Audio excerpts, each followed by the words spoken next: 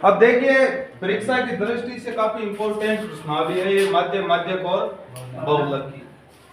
हमें इस एक ही प्रश्न से इस पूरी की पूरी प्रश्नावली का पोस्टमार्टम करना है और सबसे पहले हम बात करें इसका मध्य ज्ञात करना है और मध्य ज्ञात करने के लिए आपको अक्ष का मान निकालना होगा। अक्ष का मान निकालने के लिए देखो ये जो वर्ग अंतराल है इनका मध्य मान होता है वही अक्ष का मान होता है। यानी ये वर्ग अंतराल है 0 और 10, इसका मध्य मान बीच का मान क्या होता है वही उसका मध्य मान होता है और वही अक्ष का मान है। यानी 0 और 10 को दोनों को जोड़ो और आधा करो। 0 और 10 जोड़ा 10 और 10 का आधा कितना 5, वो 5 यहाँ लिख दो। और फिर देखो इनमें फिक्स अंतराल है 10 10 का, तो वो 10 10 जोड़ते जाओ या फिर 10 और 20 को जोड़ो 30 30 का आधा 15 और इस प्रकार से आगे 25 35 45 और 10 10 जोड़ते जाओगे। ये मान किसका है अक्ष का। और अब हमें एक प्रत्यक्ष विधि होती है उसका मतलब है कि इस f और अक्ष को गुणा करको और जोड़कर इस f के योग का भाग दे दो। जैसे इनका योग कितना आ रहा है, इनका योग आ रहा है उसको बोलते हैं सिग्मा f और इनका योग आता है 60। इस 60 का भाग देना है इनको गुणा करके, वो प्रत्यक्ष विधि होती है। लेकिन गुणा है वो कैलकुलेशन काफी लंबी हो जाती है, इसलिए मैं कहता हूं आपको कि इसमें कल्पित माध्य लागू करो आप। और कल्पित माध्य का मान होता है वो d का मान होता है और d अगर ज्ञात करने के लिए आपको अक्ष में से a घटाकर, a का मतलब है कि कल्पित माध्य मानो इनमें से कोई भी आप संख्या मान सकते हो, उसको सब में से घटाना है। लेकिन आपको माननी चाहिए ऊपर वाली अगर जब भी किसी संख्या का नाम नहीं दे तो। और कल्पित माध्य को a से डिनोट करते हैं और इसमें ऊपर वाली संख्या मानो 5, ताकि क्या है माइनस प्लस का फेर न पड़े, क्योंकि माइनस प्लस का फेर पड़ेगा तो फिर थोड़ी सी कैलकुलेशन में कमजोर बच्चों के लिए ज्यादा समस्या खड़ी करता है। अब ये 5 है, ये माना हमने सब में से घटा दो। 5 में से 5 घटाया, 15 में से 5 घटाया, 25 में से 5 घटाया, 35 में से 5 घटाया 30 और 45 में से 5 घटाया 40 और 55 में से। अब देखो एक तो आप इनको ही गुणा करते, एक अब इनको गुणा करोगे काफी सरल हो जाएगा।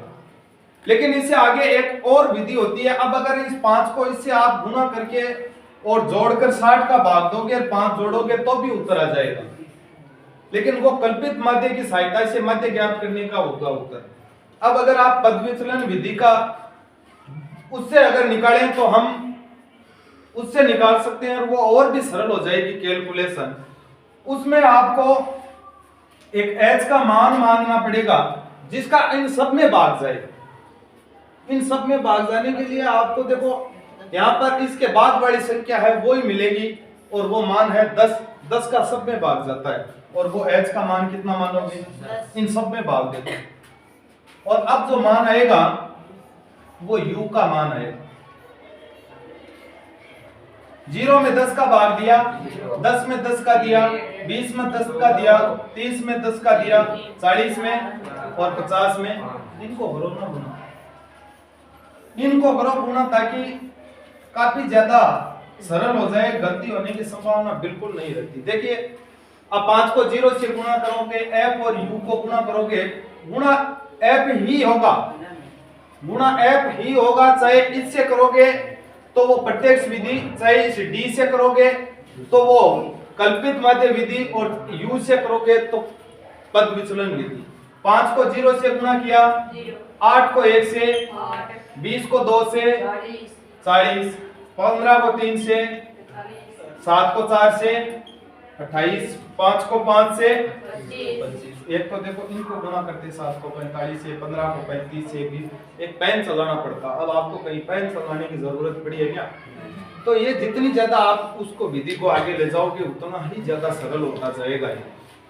अब बताइए इनका सिग्मा f u का मान यानी इनका जोड़ कितना होगा। 8 5 13 और 5 18 और 8 कितना 26 का 6, असिल 2 2 4 4 2 6 6 4 10 और 4 कितना 14, 146। अब देखो जब माध्य आपको ज्ञात करना है तो एक तो यहाँ पर कल्पित माध्य माना था, वो तो हम जोड़ेंगे, इसको घटाया था, अब जोड़ेंगे, और सिग्मा FI/UI बटा सिग्मा F का भाग देंगे, और भाग किसका दिया था, H का दिया था, उसको क्या करेंगे, गुणा करेंगे। तो देखो A का मान हमने माना था 5, इनका जोड़ आया 146 बटा इनका जोड़ है 60, और गुणा H है वो कितना 10। देखो इन तिरछा में ऊपर नीचे या तिरछा कटता है तो उसको क्या कर देना चाहिए, काट देना चाहिए। 5 प्लस 6 का 146 में भाग दोगे कितनी बार जाएगा, 6 दूनी 12, 26, 6 चौक 24, 6 तिये 18, दशमलव के एक अक्षर के बाद 24 और 5 कितना हुआ 29.3, 29.3। ये क्या आया है, ये माध्य आया है, यानी इनके बीच का मान होगा। ये माध्य इसकी सीमा हो रहा है उत्तर की 0 और 60 के बीच में, और अगर 0 और 60 के लगभग बीच में आता है इसका मतलब मान है अपना सही है एकदम। ये माध्य है, आप जिस भी विधि से करना चाहो कर सकते हो, जब तक किसी विशेष विधि का नाम नहीं है। लेकिन अगर आपको पदविचरण विधि का नाम दे दिया तो इसी प्रकार से करना होगा। कल्पित माध्य का दे दिया तो यहां तक कर सकते हो, लेकिन अगर कल्पित माध्य में किसी संख्या का नाम दे दिया तो वो संख्या अब एक ही जगह उसी को घटाना पड़ेगा। अगर 30 का नाम दे दिया कि कल्पित माध्य 30 मानकर 25 मानकर 25 का नाम दे दिया कि 25 मानकर इसका कीजिए, तो 25 घटाना पड़ेगा। 5 में से 25 घटेगा तो माइनस का 20 आएगा, 15 में से 25 घटेगा माइनस का 10 आएगा, 25 में से 25 घटेगा 0 आएगा। वो माइनस में आएंगे, ऊपर वाले माइनस में आ जाएंगे, नीचे वाले प्लस में आ जाएंगे। ये है हमारा माध्य का। अब इसी प्रश्न के आधार पर हम आगे माध्य निकाले, तो माध्य ज्ञात करने के लिए सबसे पहले तो आपको एक सूत्र याद होना चाहिए। माध्य बराबर होता है L प्लस N बटा 2 माइनस CF बटा F इंटू S, और ये मान होता है वो N का, और यहां पर हमें याद करनी होगी CF। क्या होगी, CF याद करनी होगी।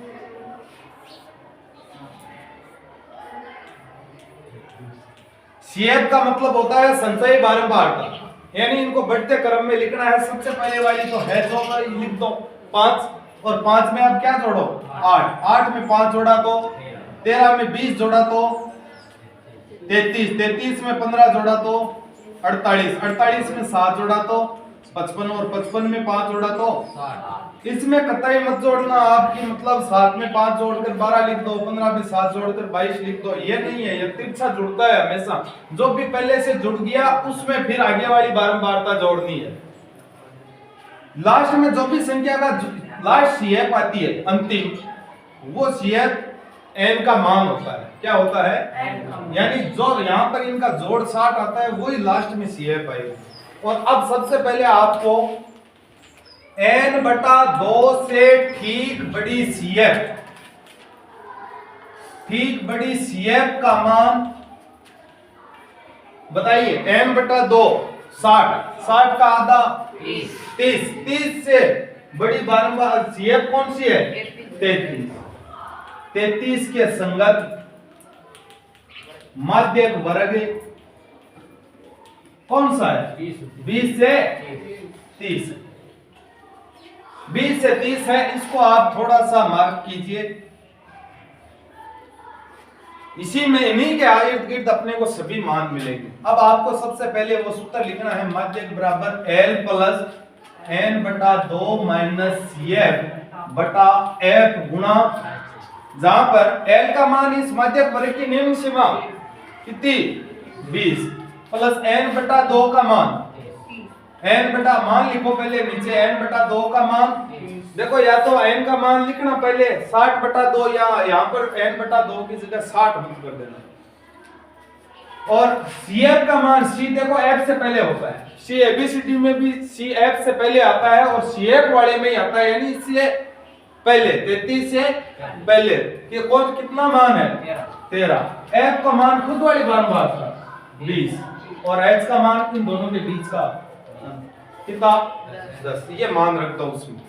L का मान 20, N बटा 2 का मान 30, CF का मान बटा F का मान 20 गुणा H का मान देखो 20 प्लस 30 में से 13 गया 17 बटा 20 गुणा देखो इस 20 को इसमें कभी भी मत जोड़ देना, पहले ये कोष्टक वाला इस तरफ का सरल होता है, 0 से 0 कट गया और 20 प्लस 17 में 2 का भाग गया, आधा कर दो 8.5, यानी इसका उत्तर कितना हुआ 28.5। ये इसका उत्तर आया है। ये क्या किसका मान है माध्य का। इसके अगले वाला सवाल की बात करें तो हम बहुलक आता है। क्या आता है बहुलक। और बहुलक याद करने के लिए किसी प्रकार का कोई नया हमें बॉक्स जोड़ने की आवश्यकता नहीं। बहुलक का सबसे पहले तो आपको सूत्र याद रखना है और बहुलक का सूत्र होता है L plus F1 minus F0 बटा 2F1 minus F0 minus F2 गुणा H। बहुलक वर्ग कौन सा है इसका ध्यान करने के लिए बारंबारता देखो, वो की सबसे ऊंची बारंबारता कौन सी है इसमें से 20, और इसका मतलब जो 20 के संगत वर्ग है वो कौन सा है 20 से, यानी जो भी मान आएगा वो 20 से बड़ा आएगा और 30 से छोटा आएगा। यही माध्यक वर्ग था इससे पहले, उसमें 28.5 आया था ना, तो मतलब 20 और 30 के बीच में था, तो ये बहुलक वर्ग है। इन्हीं से उत्तर आ जाएंगे सारे के सारे। देखो L बराबर इसकी निम्न सीमा होती है कितनी 20।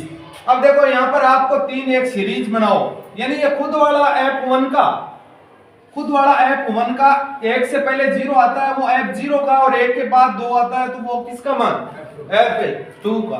तो F0 बराबर मान है 8, F1 का मान है वो है 20 और F2 का मान है वो कितना है 15 और H का मान कितना है 10। ये मान सारे उस सूत्र में रख दो। L का मान कितना 20, F1 का मान 20 माइनस F0 का मान 8 बटा 2F1। देखो या तो इसको दोगुना करके लिख दो या फिर ऐसे अलग अलग लिखो 2 गुणा F1, यानी F1 का मान कितना 20, यहाँ पर 40 में लिख देना। ये बड़ी समस्या आती है लिखने में, ओवर कॉन्फिडेंस का है मामला, गड़बड़ हो जाएगा नहीं। 2F1 माइनस F0 8 और F2 15 गुणा H। पहले इस कोष्टक के अंदर को सरल किया जाता है। 20 में से 8 गए 12, 20 दूनी 40, 40 में से ये दोनों घटानी है यानी 8 और 15, या तो इनको अलग चाहे जोड़कर लिख दो चाहे पहले इनको घटा देना अलग अलग। यहाँ पर ये मत कर देना कि एक को तो घटा दिया और बाकी को जोड़ दिया, ऐसा नहीं होता है। 40 में से 15 और 8 23 घटानी है अपने को,